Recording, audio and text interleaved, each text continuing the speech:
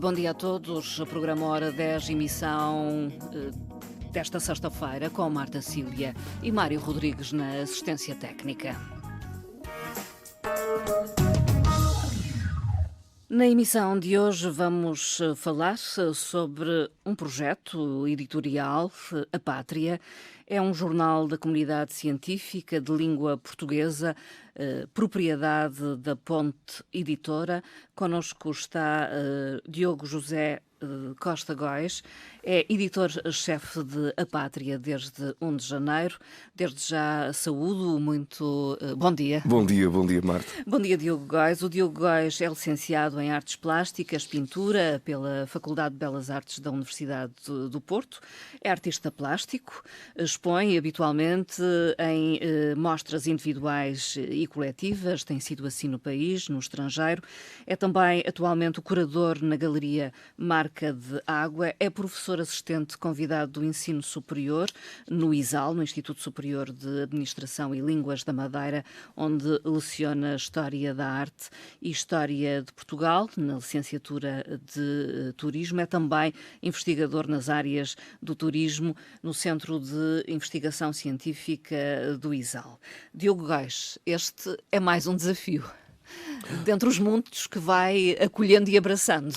Pois, eu talvez tenha o defeito de ter a dificuldade de dizer não aos desafios, e foi para já um desafio lançado há cerca de 2 anos, quando iniciei a colaboração com o Jornal da Comunidade Científica de Língua Portuguesa, um desafio lançado pelo Dr. Eduardo Leite, diretor da Ponte Editora, e eu comecei na Pátria como colunista. Depois abrir o desafio de abrir um espaço de galeria de arte virtual, onde tenho alguns trabalhos, e surgiu este desafio, o mandato, entre aspas, dos editores-chefes são 2 anos. 2 anos. E surgiu, findo a primeira colaboração com o Dr. José Cristiano Góes, brasileiro, portanto, que fez um trabalho extraordinário abrindo portas à América do Sul e, portanto, e a todo o universo académico da CPLP. E, portanto, no final do ano disseram Diogo e o Diogo avançou. E o Diogo avançou. E aceitou o desafio. Pronto, é um desafio hercúleo. Passa primeiro por compreender, na realidade, todos compreender e conhecer as motivações, o próprio pensamento dos atuais colunistas. Sim.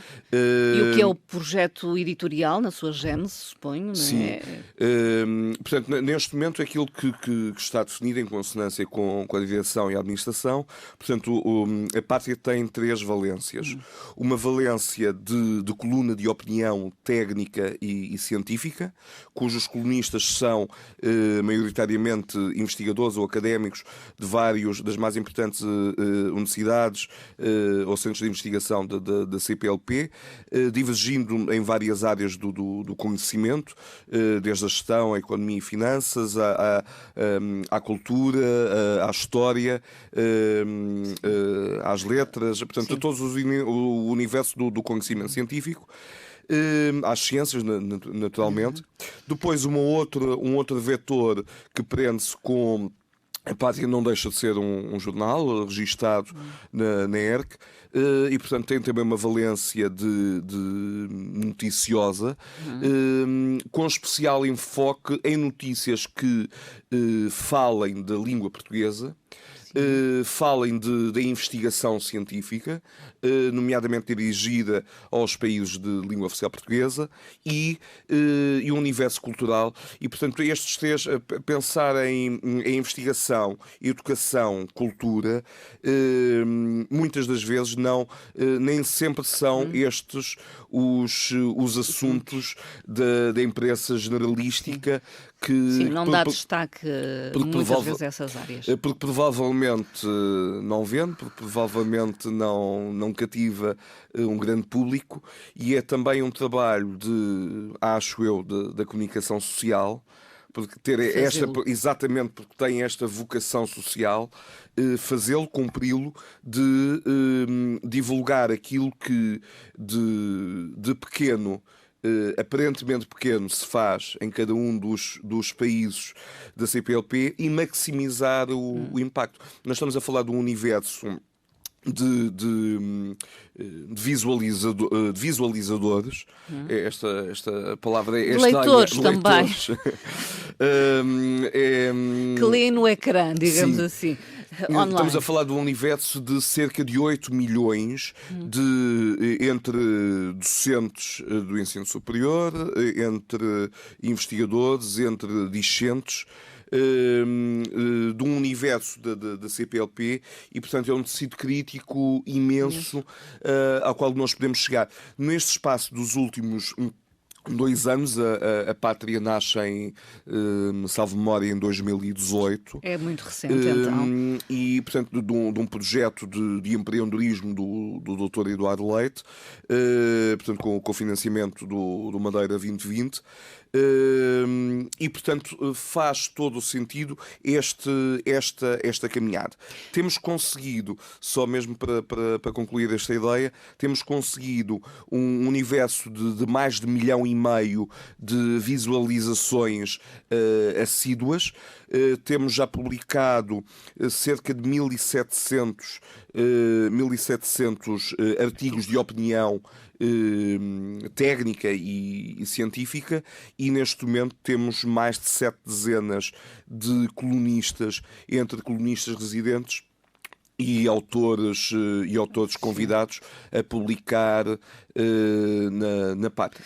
Referiu que a Pátria tinha 3 vertentes, essas 2 que já enumerou e mencionou, e há uma terceira, que é a Galeria de Arte, que se aproxima também do seu universo, Sim, digamos. sem dúvida. Esta valência, acho que o conhecimento cada vez mais tem de estar integrado. Portanto, se nós pensarmos que no Quattrocento e no Quinquecento, no Renascimento italiano, nós falamos num pensamento humanista, e os humanistas são aqueles que são simultaneamente, agregam as humanidades, as letras, as artes e a ciência. Portanto, faz sentido que a ciência e a investigação esteja relacionado com a arte, portanto, com o universo cultural, porque é uma mais-valia, integra e possibilitam diálogos bastante interessantes. Aliás, isto já se faz na museologia, já se faz numa série de áreas, e voltar isto para o meio académico, voltar isto para o conhecimento científico é essencial. Deixe-me dizer que às vezes constato que cada vez mais um dos talvez defeitos ou desafios que todos nós temos de melhorar prende-se com que a sociedade contemporânea nunca teve tanto acesso à informação, nunca deu tanto acesso a uma formação e a possibilitar mecanismos de investigação, mas cada vez que nós nos especializamos, mais conhecemos só um único aspecto e parece que divergimos de todo um universo. É quase uma visão em túnel das coisas. E às vezes noto que pessoas geniais numa área das ciências exatas divergem completamente de matérias culturais, de matérias artísticas. Quase que desconhecem muitas vezes. Muitas vezes incorrendo no erro de dizer que, portanto, que é uma matéria subjetiva. Pronto. E, portanto, há toda uma série de procedimentos que temos de desmistificar, porque isso faz colocar de um lado a arte e a cultura de fora. Pronto. E é tão essencial. E arte e cultura é também ciência, conhecimento, diria? A arte e cultura isso? pode... sim, sem dúvida. Ciência e conhecimento enquanto forma de investigação. E ciência no sentido... Há projetos cada vez mais a arte do século XXI e desde o século XX tem introduzido esta valência das tecnologias e é um campo extraordinário. Aliás, temos bons exemplos, inclusive internacionais, mas de cada maneira, que trabalham nesse campo das artes visuais em diálogo com a tecnologia. A Galeria de Arte, neste caso, em A Pátria, vai divulgando o trabalho de artistas. Sim, neste momento, é esse o nosso objetivo. Neste momento eu faço meia-culpa, portanto foi um desafio lançado pela direção, ainda quando eu era colunista, de ser um painel mostruário dos meus trabalhos. Neste momento, fazendo uso de outras minhas valências, passa soberba, portanto vou encetar uma série de contactos com instituições culturais, com artistas, e de alguma forma transformar aquela galeria num projeto curatorial em que neste momento estão os meus trabalhos, mas a ideia é diversificar o número de artistas e maximizar isso, sendo uma verdadeira galeria online de todo o universo da CPLP. Mas tomar aquela página como uma possibilidade de fazer uma exposição virtual? Sim, é também um desafio. Como se fosse uma verdadeira galeria de arte. Sim. Sim. Portanto, o que obriga mais trabalho, porque significa estar a fazer um trabalho de edição, de coordenação dos colunistas e de acompanhamento da divulgação do pensamento científico, e por outro lado estar a acompanhar portanto, toda a parte noticiosa, e deixo desde já um desafio, quer em matéria de colunistas, quer em matéria noticiosa. Portanto, a Pátria é um projeto de empreendedorismo, muito jovem, ainda bebê, com 2 anos, e, portanto, está receptivo a propostas e acolher quer investigadores, quer jornalistas que queiram colaborar com este projeto. E, portanto, agregar esta outra faceta de galeria de arte obriga-me a um outro trabalho acrescido, quase que quando a Pátria crescer talvez possamos divergir, segmentar as várias áreas e colocar mais gente, porque neste momento é tudo quase por amor à camisola. E temos agregado, mas temos conseguido atingir os objetivos de ir agregando pessoas e conhecimento, e deixa-me dizer que os colunistas são incansáveis. Portanto, há colunistas que publicam de duas quinzenalmente, outros mensalmente, e, portanto, é uma tarefa de ir alimentando esta tarefa de conhecimento. Há qualquer revisão científica ou não? Parece-me que a Pátria é destinada a um público mais generalista, não propriamente a um público conhecedor, científico. Claro. Portanto, neste momento, no caso enquanto editor-chefe, cabe a mim fazer esse acompanhamento. Na medida da existência de um conselho científico, a Pátria, como é mais generalista, portanto não possui, portanto não é um journal, não é uma revista de publicação científica, em que os artigos passam por uma revisão. Exato. De uma comissão.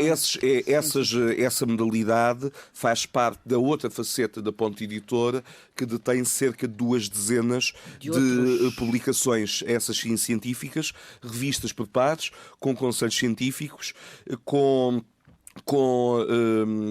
cerca de meia dezena de indexações internacionais, e, portanto, é um projeto são projetos editoriais que têm crescido, todos cada uma dessas revistas com diferentes editores, e que têm uma publicação ou semestral ou anual.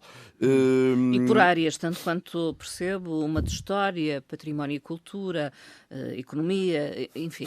Empreendedorismo, das áreas da saúde e da medicina. Portanto, são cerca de 2 dezenas de revistas, como disse, para as diversas áreas de conhecimento, e que agregam cada revista entre 2 a 3 dezenas entre revisores, e membros dos conselhos científicos, mais de 2 dezenas ou 3 dezenas de investigadores de diferentes universidades europeias. Eu não estava a falar Sim. aqui do número de membros dos conselhos sim. científicos, mas do número de universidades e centros de investigação. Portanto, é um projeto que começou, lá está, com uma envolvência europeia, que desceu para uma envolvência do universo da CPLP, porque esta pátria é a pátria de Fernando Pessoa. Sim. E é importante explicá-lo, porque muitas vezes o conceito a pátria está associado a ideais ou ideias de extremos, digamos assim. Pois. Não é o caso. Não foi essa a ideia. Talvez exatamente se lermos a Pátria percebemos este entendimento enquanto jornal de cariz técnico e científico, este entendimento da própria história. Portanto, as palavras são só palavras. O valor que atribuímos às palavras é uma mediação entre quem escreve essas palavras e quem as lê. É a interpretação. E, portanto, a pátria pode ser uma pátria de coração, pode ser uma pátria de conhecimento, mas aquilo que agrega a este conhecimento é esta universalidade linguística, uma língua de Camões, uma língua de Pessoa. E muitos, e deixa-me dizer que é curioso que muitos dos nossos colunistas, investigadores, estou a pensar o Dr. Hélder, um biólogo, doutorado em Biologia, que é também escritor e poeta, e portanto há esta simbiose de também fazer publicar uma visitação à poesia histórica, à literatura, como também pequenos excertos, pequenos contributos no campo da escrita destes investigadores. Portanto, a ideia é que seja um palco humanista e deixe-me só fazer uma alusão a essa provocação da pátria. Tem a ver, precisamos entender exatamente as palavras na sua raiz, na sua essência, e que elas possibilitam-nos um desafio que é o reconhecimento da história, uma revisitação à história.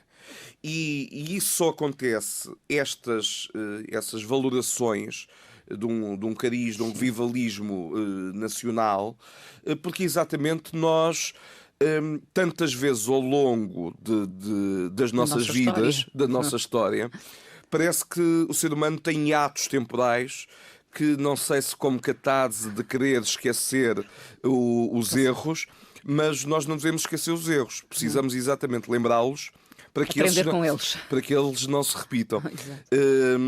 Mas a verdade é que se repetem tantas vezes. Sucessivamente, e espero que o futuro não possibilite. Portanto, aqui a pátria é mesmo a língua portuguesa que nos une e que une vários países. Sim. Deixe-me dizer que, portanto, neste momento, a pátria aplica o acordo ortográfico, salvo alguma exceção de autores, questão de princípio de autor.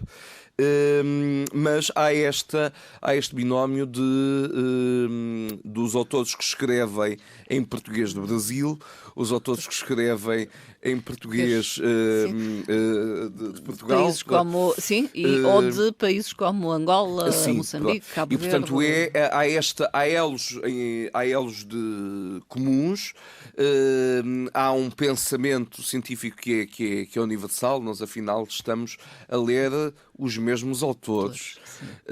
O conhecimento não é transversal a todo o mundo, mas tem-se envolvido alguns canais interessantes. Como digo, à distância. No início deste ano entrou um professor de uma universidade angolana, e, portanto, um outro de uma universidade brasileira, e temos procurado diversificar. Vou puxar a brasa à minha sardinha a um público, um universo regional e um universo português e europeu que que falta ainda ativar, explorar. Neste momento temos colunistas da Universidade da Madeira, docentes e investigadores da Universidade da Madeira, docentes e investigadores do ISAL, de Coimbra, de outras universidades mesmo de Lisboa. Mas existem muitas universidades em Portugal, existem muitas universidades europeias e queremos fazer estas pontes acrescentar. É essa a dinâmica. É feita uma chamada, digamos, à publicação. Há esse convite dirigido às universidades ou esse será um passo posterior. Será um passo a partir de agora. Os convites à publicação são feitos no âmbito das revistas científicas da Ponte Editora. A modalidade da Pátria passa por um convite pessoal do editor-chefe. No entanto, a partir do momento que já veiculei na comunicação social este desafio de que entrem em contacto connosco, é esse também o desafio para ir mobilizando o tecido crítico. O Diogo Góis confidenciou que é uma intenção, tão breve quanto possível, editar, eu penso que em papel já, uma compilação dos melhores artigos desta revista, A Pátria, deste jornal. Se comecei por dizer que temos cerca de 1.700 artigos publicados neste espaço de 2 anos, é nosso intuito fazer uma edição impressa comemorativa do aniversário do projeto, deste projeto editorial e reunindo uma comissão científica, haver uma seleção de alguns dos principais artigos, porque há alguns artigos bastante extensos, e portanto criar uma publicação que não só melhor dignifique o trabalho destes investigadores, como possa maximizar os impactos da Pátria no campo editorial. Para aceder à Pátria, como é que fazemos? Está online? Qual o endereço? apatria.org. Tão simples quanto isso. Sem acento. E já agora deixo também este desafio, que é olhar para o próprio nome, da designação do site. É simultaneamente Pátria, mas é simultaneamente a Pátria. Ou seja, a Pátria não enquanto artigo, mas tudo junto. Alguém sem pátria. Pátria, sim, no tudo sentido, junto. porque se a nossa pátria é a língua portuguesa, não estamos a falar numa pátria enquanto espaço físico, geográfico político até. E político. Estamos a falar, a cultura é aquilo que nos une. Não tem fronteiras. Não tem fronteiras. E, portanto, é este binómio de a nossa pátria é a língua portuguesa, como diz Fernando Pessoa, e porque é a língua portuguesa, não há um mar que nos separe. O mar une. Se formos a apatria.org, o que é que encontramos lá, hoje, neste momento? Neste momento tem publicação de portanto, vários. Foi uma rasteira. Desafio, foi uma rasteira. Foi uma rasteira minha. Portanto, tem uma parte noticiosa, de investigação, de co-investigação de minha autoria sobre o caminho de Santiago. Foi uma colaboração feita com o jornalista Carlos Ferreira. Portanto, com três associações de caminhantes do caminho de Santiago. E, portanto, foi feita uma análise estatística de dados publicados recentemente pela Catedral de Santiago de Compostela. Eles têm um gabinete de comunicação e um gabinete de investigação extraordinário, com uma estratificação dos dados do Caminho de Santiago. Dos peregrinos. Dos peregrinos, por grupos, por faixas etárias, por interesse, por áreas geográficas. De onde vêm. De onde vêm.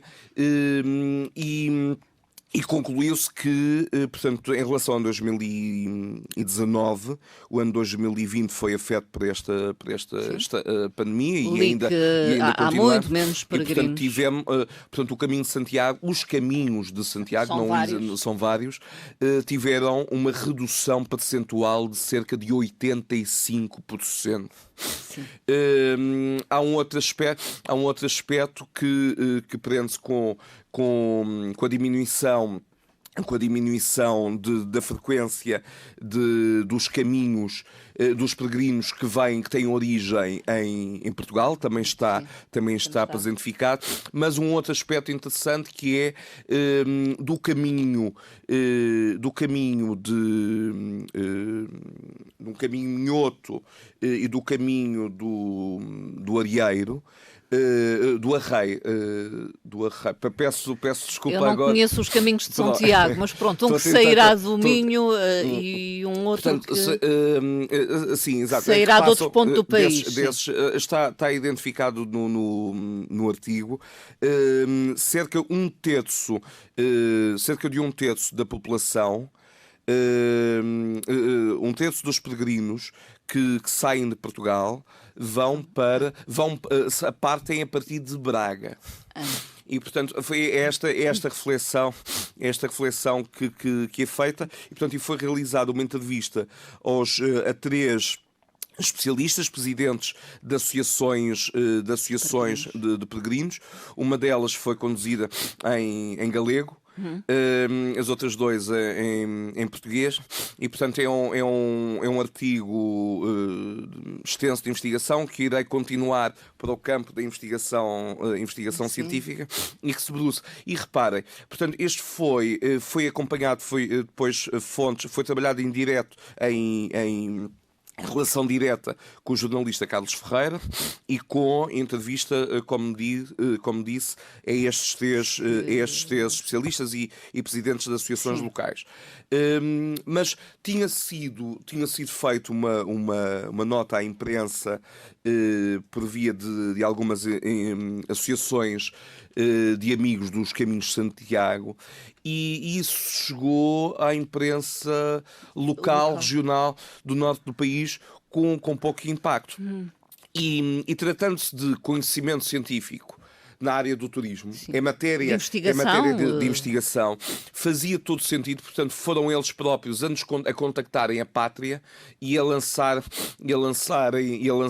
este desafio, e, portanto, foi sinceramente uma experiência muito interessante, uma mais-valia, e realmente são pessoas... Não as conheço pessoalmente, foi um contacto online, mas pessoas extraordinárias, no sentido de motivadas em pro bono, entusiastas desses caminhos. Sim. Enviaram tanta informação, tantos dados, tanta fotografia.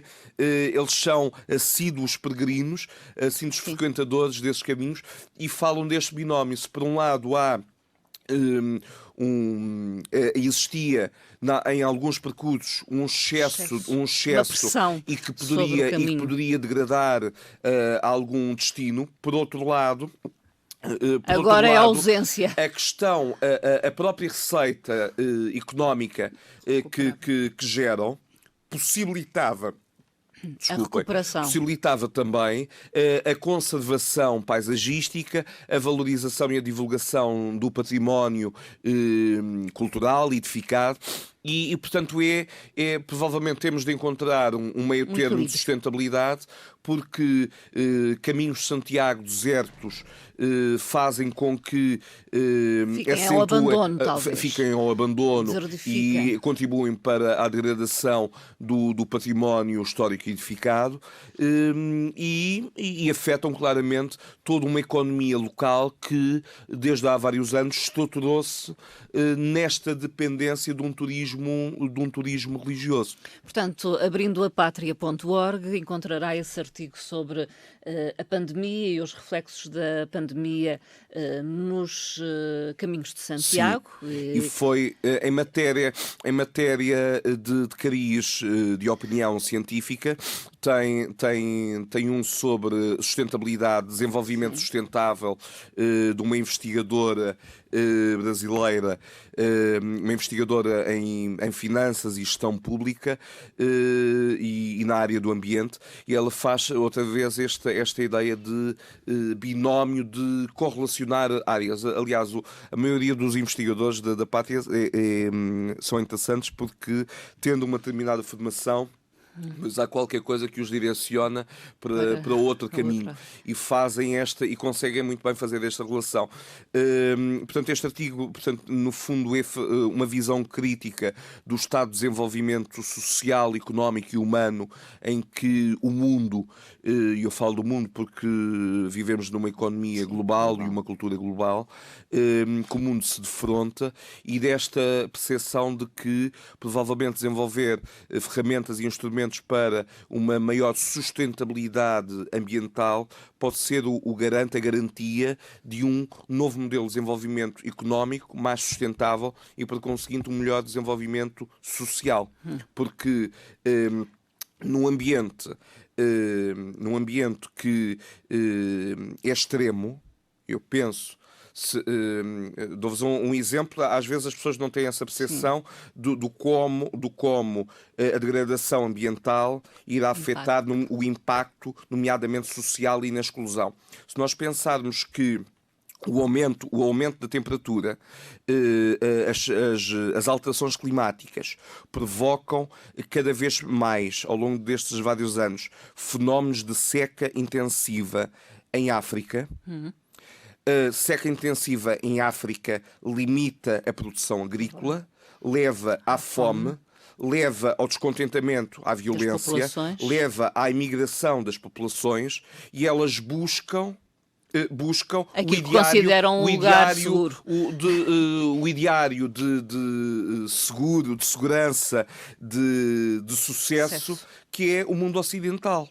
A Europa, e, portanto, nomeadamente. E depois a Europa e o mundo ocidental, infelizmente, não tem sido suficientemente solidário de perceber que o problema não passa ou a solução não passa apenas por esta recessão de refugiados. O problema passa por conseguir resolver, transformar todo um paradigma global, por muito utópico que seja, mas contribuir ativamente para o desenvolvimento dos países subdesenvolvidos, para que essas pessoas se identifiquem, se realizem com o lugar genético que nasceram e que habitam.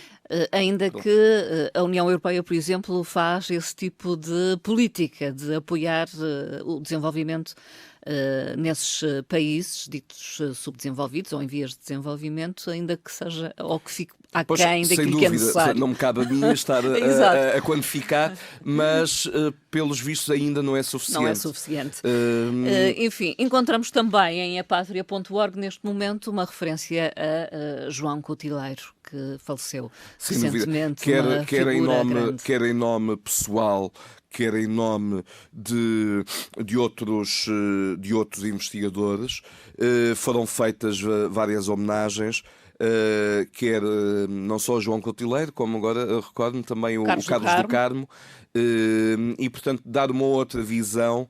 E esses artigos também serão aprofundados em caráter de investigação. Já há alguns desafios e alguns contactos feitos entre mim e alguns colunistas, porque a obra musical de Carlos do Carmo é imensa, a obra no domínio das artes plásticas, portanto, na escultura, mas também no desenho, do João Cotileiro é imensa, e há também em qualquer uma destas figuras este aspecto humanista e de espírito crítico contra qualquer sistema vigente. Ou seja, este contínuo faz parte desta herança humanista, este contínuo desenvolvimento de um espírito crítico e, como diria o Camões, um contentamento descontente. Foram interventivos, cada um deles. Portanto, quer no plano mais partidário, no caso do João Cotileiro, mas também de uma participação cívica e política de ambos, e não só no apoio a várias candidaturas presidenciais, mas em vários manifestos, e entre essa é esta, e pelo próprio, e era aí que eu queria chegar, e pelo próprio desenvolvimento da própria arte, quer no campo da música, quer no campo da escultura. Se nós pensarmos que João Cotileiro tem a ousadia de sistematizar uma estética de um conservadorismo académico do Estado Novo, quando faz o Dom Sebastião, e portanto foi a elite repudiou, aplaudido pela crítica. Salvo erro, o João Augusto de França faz uma defesa, um decidido elogio. Mas reparem, em práticas vésperas da Revolução, nós vemos esta visão mais à frente e este afrontamento ao regime. Ou seja, a arte também cumpre uma função social, nomeadamente crítica, e sempre foi assim ao longo da história, por muito que aparentemente se revista, enquadre o espaço público, entornize um herói da nação, um herói da pátria, pela ruptura, pela clara ruptura com a estética vigente na encomenda do Estado Novo, com a clara ruptura com o academismo das belas artes. Portanto, é sem dúvida esta atitude de desenvolvimento de um espírito crítico, de um espírito humanista, descontente com a realidade da época, e portanto todo o percurso de João de Cotileiro foi sempre este jogo da provocação entre a nudez, os corpos, não à procura de um ideário de beleza, não esta ideia naturalista da busca por um realismo referencial, mas um discurso para o interior da própria escultura, com múltiplos referentes, e depois um discurso que atualiza, passo agora ao pleonasmo, que atualiza o discurso estético sobre a nossa própria história. Embora, aliás, acho que não haveria pátria, tão melhor demonstrada que esta pátria do João Cotileiro, porque ele, utilizando enquanto temática, enquanto objeto de representação, os heróis das narrativas históricas, atualiza o seu discurso estético. E, portanto, o problema é que, quando nós muito entronizamos os heróis, esquecemos que nós somos seres humanos e que, na realidade, todos nós também somos um pedacinho de heróis e todos nós somos um pedacinho de vilões. E provavelmente a história é revestida destes dois aspectos, e nós só conseguimos crescer e acrescentar ao nosso desenvolvimento social e humano se tivermos a coragem de olharmos para os nossos erros da história, mais uma vez, tivermos a coragem de desconstruir os nossos heróis e vermos também o quão vilões eles também foram, para podermos melhorar. E, portanto, não há qualquer problema nós encontrarmos em fazê-lo. Diogo Góis, focando agora o facto de ser investigador nas áreas do turismo no Centro de Investigação Científica do ISAL, e fazendo a ponta, aliás, com o artigo que a Pátria.org publica e que tem a ver com os percursos dos caminhos de São Tiago, enquanto colunista deste A Pátria, publicou artigos nesta vertente do turismo, a investigação em turismo. Nomeadamente, vou referir um ao outro, a arte no espaço público urbano e os impactos do turismo nos centros históricos, a democratização democratização e gratuitidade no acesso aos bens culturais. Enfim, é uma área que investiga ainda atualmente. Eu sei que tem, por exemplo, outro artigo de investigação que em breve irá ser publicado e que tem a ver com uma reflexão sobre o turismo e os museus na região autónoma da Madeira. Quer falar-me um pouco Sim, dessa vertente? neste último desafio. Nesta referência que fiz. Sim, portanto, o turismo e museus na região autónoma da Madeira é um projeto de investigação desenvolvido com o Dr. Luís Sardinha, meu colega docente do ISAL e docente de investigação, e também coordenador das revistas científicas da Ponte Editora. E, portanto, foi apresentado ano passado na Conferência Internacional na Regional Helix. Este ano será apresentado um póster e um aprofundamento dessa comunicação numa nova conferência que o ISAL organiza, o Think Mais, International Conference, e será publicado, já está para publicação. Já penso que a atual pandemia atrasou essa edição, numa revista internacional em Espanha, que sairá certamente neste primeiro trimestre, e sairá ainda um outro artigo numa outra revista da especialidade portuguesa. O que é que, sobre este aspecto de museus e turismo, está intimamente relacionado com a necessidade, duas necessidades.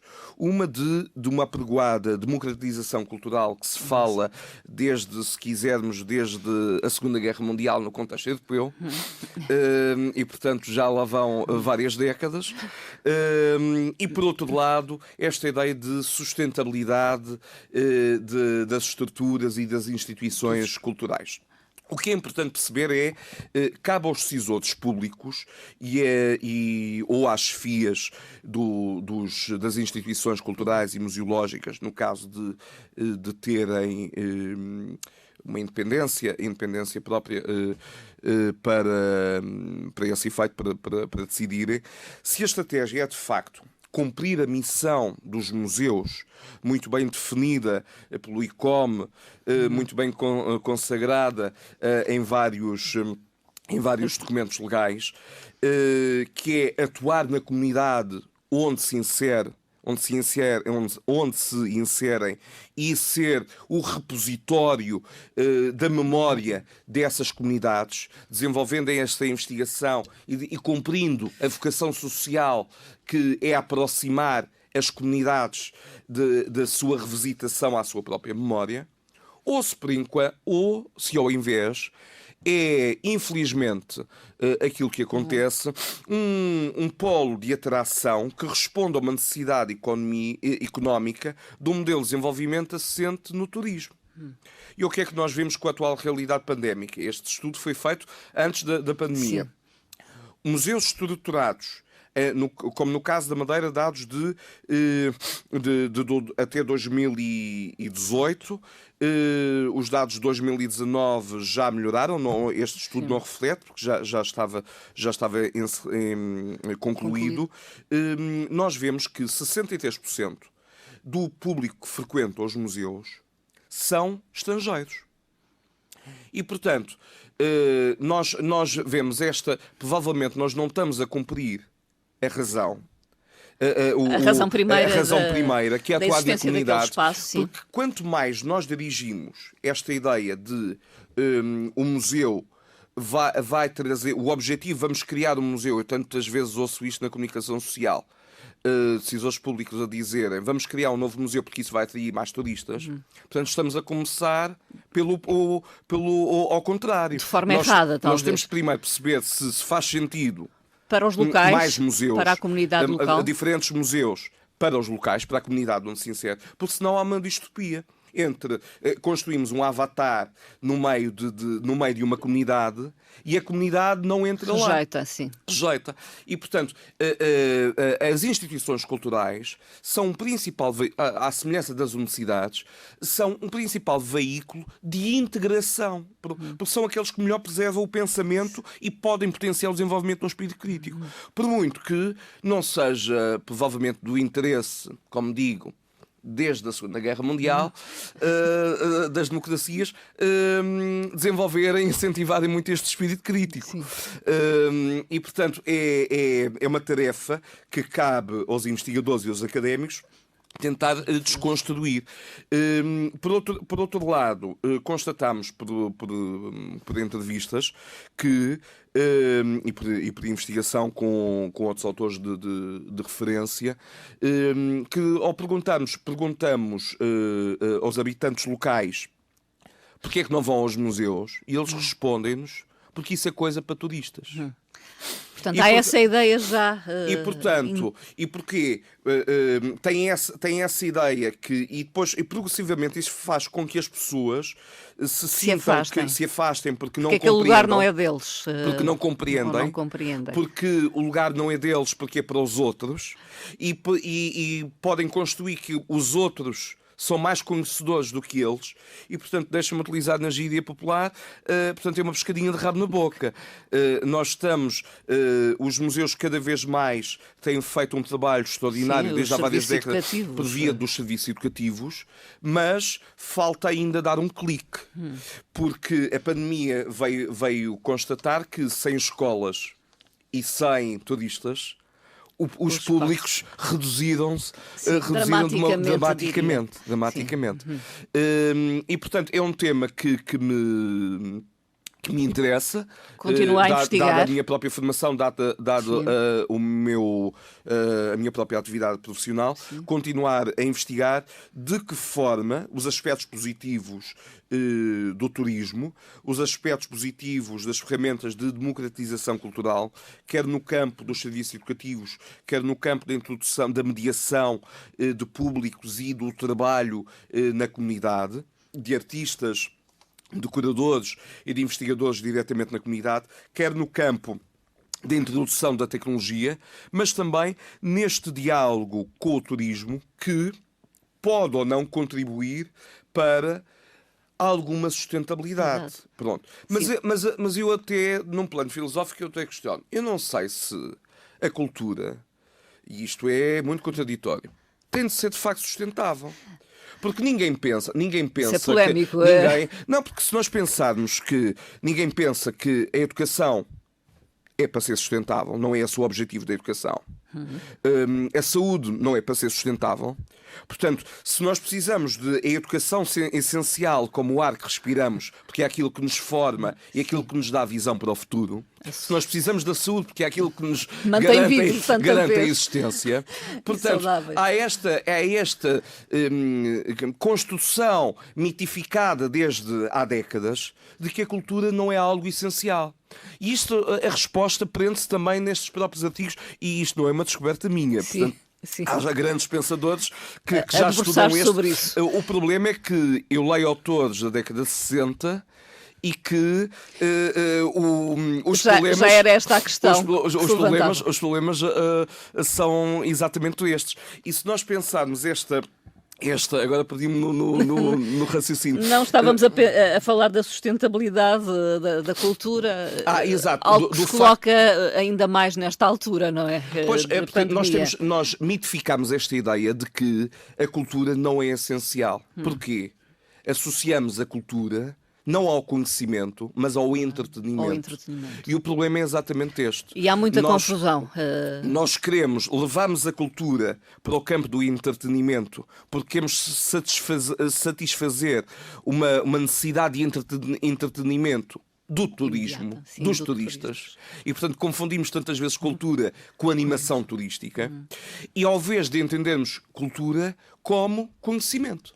E mais conhecimento mais conhecimento possibilita o desenvolvimento de cultura, de respeito, de tolerância, de modo a construirmos uma sociedade mais justa, mais tolerante e mais inclusiva e mais solidária.